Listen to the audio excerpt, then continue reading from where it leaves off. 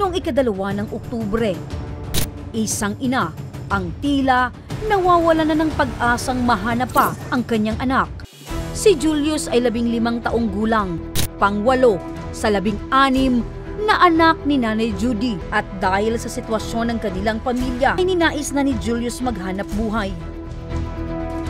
Kaya sa kanyang murang edad ay nagtatrabaho na siya sa isang peryahan. Ngunit nitong buwan ng Hulyo, nagpaalam umano si Julius sa kanyang ina na pupunta lamang ito sa Manito Albay upang kunin ang sahod nito. Hindi na po siya namin nakukontak, ma'am. Halos lahat ay kanya nang ginawa upang alamin ang kinaroroonan ng kanyang anak.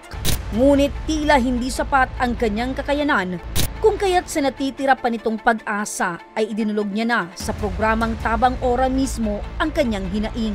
Nasaan ka man, Julius, sana punta ka man sa amin para hindi kami nag-aalala. Ora mismong kumilos ang aming team mula sa Tambo, Ligao City ay dumiretso na kami sa Municipal Police Station ng Manito Albay. Pang-receive po ng report, nag-verify po kami sa perya. 12:20, nagpunta kami sa perya. Sabi po ma'am ni Julius, hindi siya nakapag-contact kasi nawala yung cellphone niya.